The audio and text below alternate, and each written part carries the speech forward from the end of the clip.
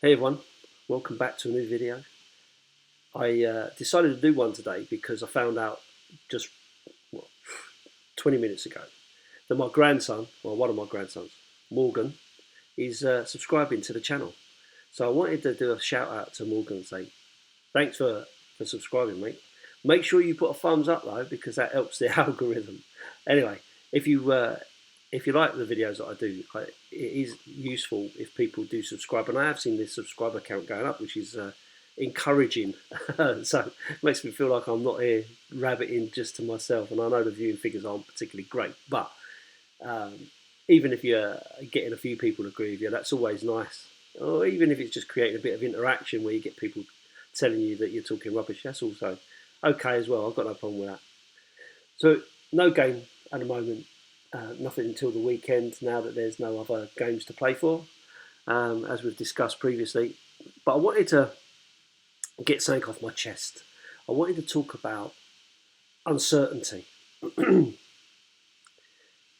I also wanted to talk about where that's coming from, and where do we end up. So in this day and age, social media and media in general driven through social media. So your online magazines and news outlets and in the know type people and stuff are posting all over things. Your Twitter, your Facebook, your Instagram, and all the rest of it. And I feel like we have become the most talked about club going. You'll have to excuse a bit of background noise because my neighbour is building a extension, and he's decided that now's a good time to start cutting blocks with a disc cutter. Oh, thermalite blocks. When I was a builder, we used to cut them with a handsaw. Anyway, so apologies for the noise. But yeah, so as I was saying, what you end up with is this perpetual information flow about creating uncertainty. Who's coming in? Who's going out? Rumours about Conte. Rumours about Harry Kane. Rumours about Levy. Rumours about new owners. All this kind of stuff. And I feel like Tottenham are probably top of the list at the moment, where every story seems to be around us. And I only really take a lot of notice about Tottenham stuff, so I might be wrong, and it may be happening to every single club out there. But in my mind, I'm only interested in the Tottenham situation, right? So it does annoy me because essentially what this is doing is it's just creating uncertainty around the club. The first thing I'll say is Antonio Conte is not helping. So Antonio, and I know you're an avid subscriber to the channel, so let me talk directly to you, Antonio. If you're unhappy with what's going on, and you are unhappy with the plans going forward or whatever, for God's sake, sit down with a club and talk about it and sort it out one way or the other. All you're doing by saying, I'm not going to talk to the club until the end of the season, is creating that uncertainty. It don't help. How can I get behind you if I don't know if you're going to be there? Because the reality is, if you're not going to be there, I guarantee you the likes of Ndombele, Winks, Lo Celso, Rodon, and all that will be back at Tottenham Hotspur way, training ready for next season. And we will have another project where someone comes in, assesses the players, looks at them and says, I'll give you another chance, clean slate, let's start again. And here we go. And people will say, in a more attacking setup, Ndombele will do the business. I don't believe it. I think the guy is essentially lazy. He's not tearing it up in Serie A. So I'm sorry, but I don't want to see him back at my club. I want to see him gone. I want us to move on. I want us to see where we're going. And I know the football isn't great under Antonio Conte this season.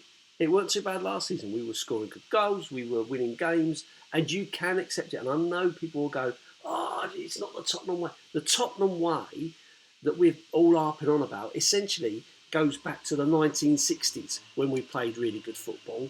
In the 80s, where we played some decent football, where you had players like Waddle and Hoddle and Ardiles and players like of that ilk, right? At that time, it's a different time now.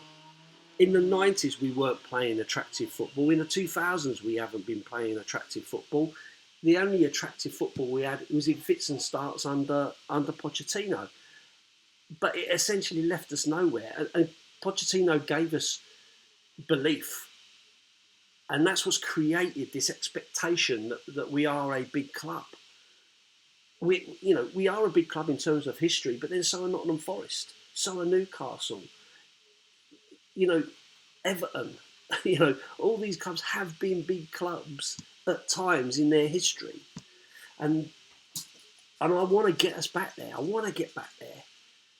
But at the same time, I can't keep going through this project, change. I guarantee if Antonio Conte goes at the end of this season, which looks likely, but we don't know, you never know, there is no future at Tottenham for Harry Kane. Harry Kane has got to move on then. Because where do you go from Antonio Conte? Where do you go from there? We go back to Pochettino, basically just to appease the fans. That's not a project, that's not progression.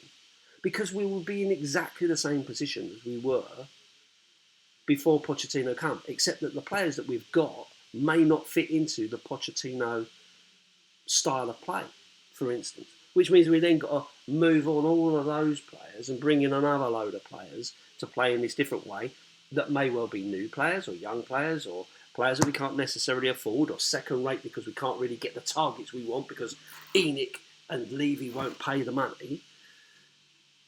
So it's a perpetual frustration that we have to face. And I'm just not sure where we go from here. Ultimately, this is about the owners. The owners are the ones causing the problem because there is no clear plan, or there doesn't feel like there's a clear plan. There's a plan for, opening new buildings or building a hotel or whatever, but there's no plan for the football club. And that's the problem. And I think that's why I feel that Conte is right to a certain extent in holding the club to account by saying to them, look, I want to know, what do you want? Where do you want to go? What do you want to do? So I do think that's right. I do think it's the right thing to do.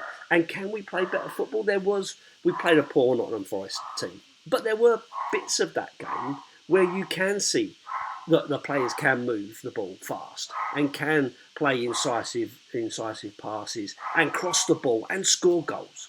It can happen. But you've got to create that dominance. And for me, it's always been the worry at the back of drawing teams on that creates the issue for me. So by playing in the way he does and looking for the defence to be solid, it does make sense. But it's not always great to watch. I get that. But I want to see us win. At this moment in time, I want to see us win. I want to see us progressing. I want to, like I said in the last video, I want to see some scraps of progression. So, and I know a lot of the people that have watched this are adamantly Conte out. And I'm not in that camp yet. I'm not quite in that camp yet. I'll be in that camp if he says he wants to go at the end of the season, in which case I'm saying you might as well go now. Let's get going till the end of the season. The problem with that is the owners will still want to hold on to, are we going to get top four? And me, what I'm saying is, you can stick top four up your arse, mate. I really couldn't give a toss about top four. What I give a toss about is a team that's going to compete and take competition seriously, that are going to provide us with some level of glory, which gives us that idea of progression. We've seen teams like Man United and Arsenal rebuilding and not winning the Premier League and dominating like they did. But they are progressing because they're still picking up trophies. They're still got some silverware for their fans to cheer at. Now, they're not cheering it because it's, they're not cheering it because they've had better glory. But mate, I take it all day long, and you have to go through some of these issues longer term for a longer term plan. It's only a season ago that Arteta was being called out and wanting to be got rid of. Now he's the Messiah. He's the Messiah. He's like the greatest thing since sliced bread. Well, I watched the documentary the same as everybody else did, and I wasn't inspired by him. I didn't think he was a particularly great leader. But what he has done is he's turned that team into a team that believe in themselves, that have got camaraderie, that are playing decent football. And you can't knock it. It's painful, absolutely painful to talk about. But you can't avoid it. You can't avoid it. And it's going to be awful at the end of this season when they win the league and we've got another season of dross and rubbish. But you need to set a goal. You need to set a long-term plan. You can't just think about the here and now. And what I want is, what I actually wanted was Pochettino to stay, and I wanted him backed. I wanted them to go, okay, you want some new furniture for this nice house. Let's go get it for you. Let's rebuild. But that's gone. That time's gone, and it'll be like starting again. I don't want to keep starting again. So Antonio, you need to make a decision. Are you staying or are you going? If you're going, fine. Tell us you're going. Let's move on. And if you're going, let's know the reason. Is it because, as we suspect, that Daniel Levy and ENIC are not prepared to give you what you really need to compete? Is that the answer? Because if it is, then it won't matter who we bring in. We'll be in exactly the same position as we are under Conte, with maybe a little bit more expansive football. And if that's what you want and you're happy with that, then that's fine. And to a certain extent, I would be happy with that because my expectations would be lowered. If the expectation is that we're going to play decent football and we're going to be in and around, maybe getting top six, maybe the odd season in the Champions League, if that's the expectation, if that's what we've got to look forward to, let's know that. What I don't want is this constant belief that we are aiming higher. We are aiming for winning major trophies.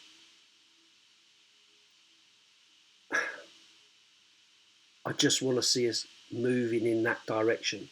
I don't want us constantly going backwards, constantly looking over our shoulder. So that's my gripe. That's my moan. The uncertainty, it kills me. I just don't need it. I want to know where we're going. And it's about time the fans were given some respect to understand what's going on. I think that Conte has tried to be clear from when he came in. He said, this squad isn't good enough. We are nowhere near. We cannot win major trophies. And just because he's won major trophies doesn't mean to say that he can turn a squad of players that aren't good enough into a squad that is good enough without investment.